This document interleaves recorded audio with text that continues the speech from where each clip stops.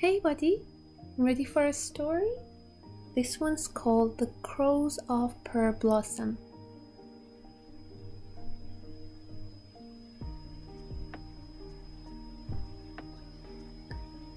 The Crows of Pearblossom.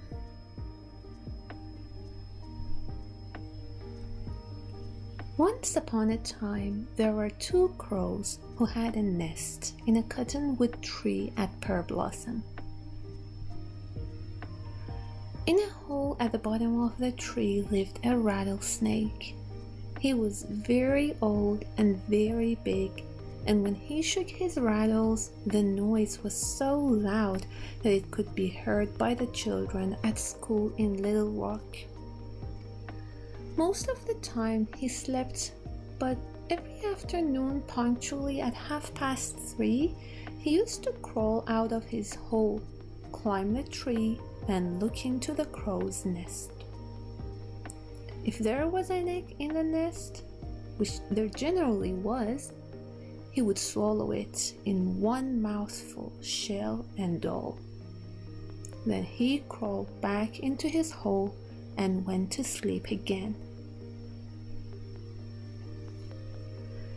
When Mrs. Crow came back from the store where she went every afternoon to buy her groceries, she would find the nest empty.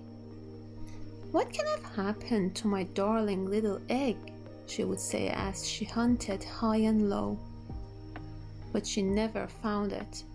So after tea she laid another one.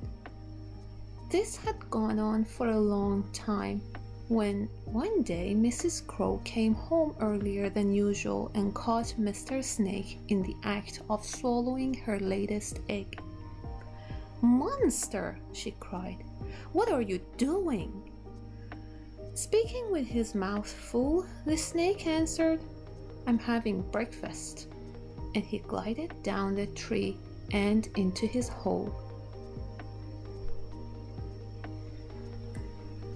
When Mr. Crow came home that evening from Palmdale, where he worked as assistant manager in the drugstore, he found his wife looking very pale and haggard, pacing up and down the branch outside their nest. "What's the matter, Amelia?" he asked. "You look quite ill. You haven't been overeating again, have you?" "How can you be so coarse and unfeeling?" Mrs. Crow burst out.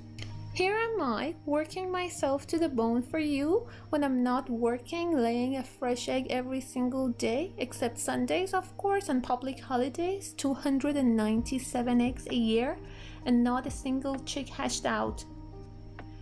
And all you can do is ask if I've been overeating. And when I think of that dreadful snake, I go all of a tremble." "Snake?"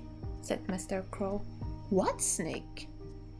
"The one that ate all my darling little eggs," said Mrs. Crow, and once again burst into tears. When at last she was able to explain what had happened, Mr. Crow shook his head. "This is serious," he said. "This is the sort of thing that somebody will have to do something about." "Why don't you go down into the snake's hole and kill him?" asked Mrs. Crow. "Somehow, I don't feel that that's a very good idea," Mr. Crow answered. "Abraham, you're scared," said Mrs. Crow.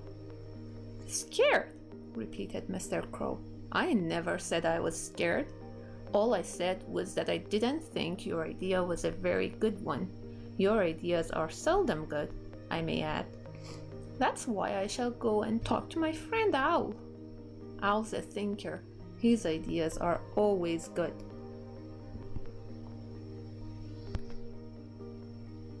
So he flew off to the tall poplar in Mr. Yost's garden, where Old Man Owl had his home. Old Man Owl, who worked on a night shift and slept all day, was just getting up when Mr. Crow knocked at his door. "Come in, Abraham," he said. "Excuse my being in bedroom slippers." Mr. Crow took a seat, and while Old Man Owl shaved and combed his feathers, he told him the whole story. "Well," said Old Man Owl when he had finished, "there's obviously only one thing to be done." "What's that?" "Wait and see." And with that, Old Man Owl opened the door and flew down into the middle of Mr. Yost's alfalfa patch, which had been irrigated that day and was still quite wet. "Oh, it's all muddy," said Mr. Crow as he landed beside his friend. "Abraham, you talk too much," said Old Man Owl. "Keep your beak shut and do exactly what I do." So saying, he took a big handful of mud and began to shape it into the form of an egg. Mr. Crow did the same, and when they had finished, Old Man Owl flew up to the roof of Olivia's house, just where the chimney came up from the living room. The stove was burning and the chimney was very hot. Old Man Owl dropped the 2 eggs into an old tin can and placed the can on the top of the chimney. Then the 2 friends flew back to Owl's house and had supper. By the time they had finished washing up and listened to the evening concert on the radio, it was 10 o'clock and the moon was shining brightly over the mountains. "I guess those eggs will be cooked by now," said Old Man Owl. So they flew back again to the chimney, and sure enough, the clay eggs had baked through and through and were as hard as stone. "What color are your wife's eggs?" asked Old Man Owl. "Pale green," said Mr. Crow, "with small black spots." "Well, it's lucky that Siggy has been doing some painting around the place," said Old Man Owl.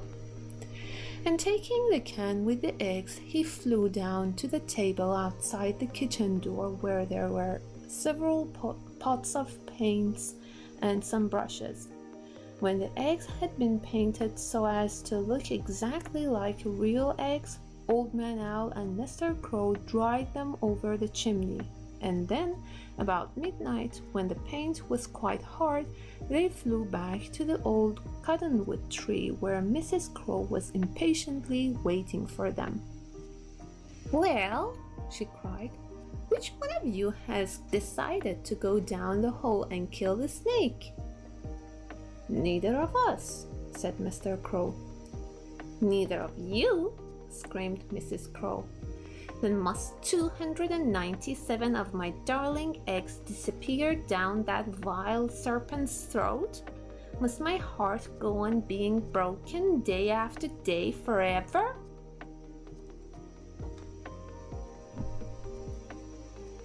"Amelia," said Mr. Crow, "you talk too much.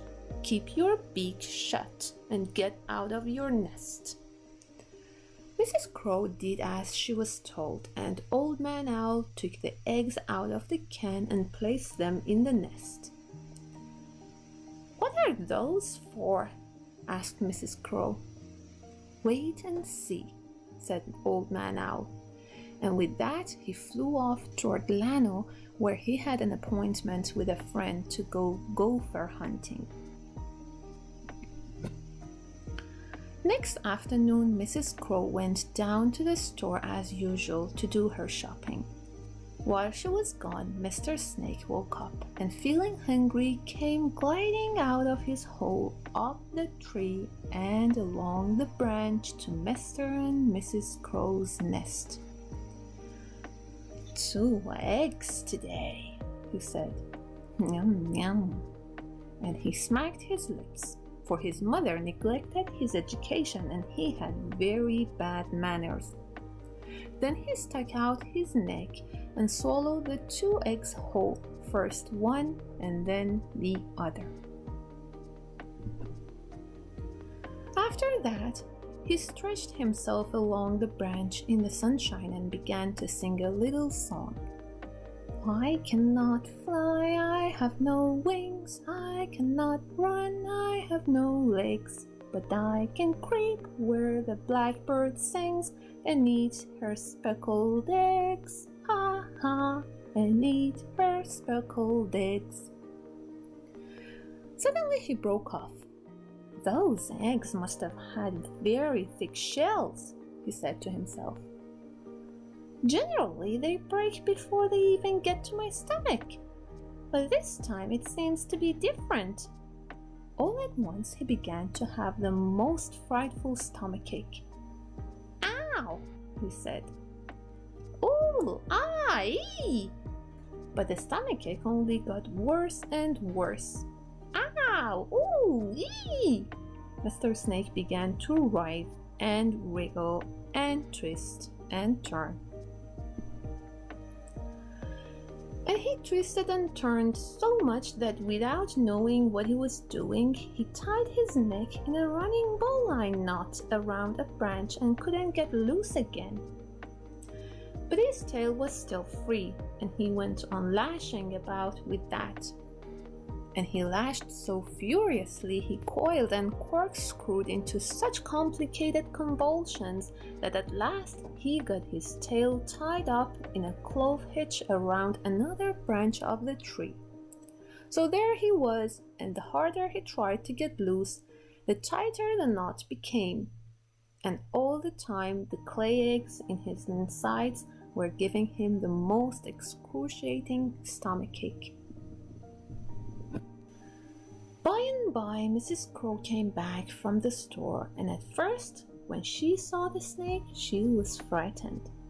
But as soon as she noticed how tightly he had tied himself up, she felt very brave and proceeded to give the snake a very long lecture on the wickedness of eating other people's eggs. Since that time, Mrs. Crow has successfully hatched out 4 families of 17 children each, and she uses the snake as a clothesline on which to hang the little crow's diapers. The end. I hope you enjoyed the story. Thanks for listening.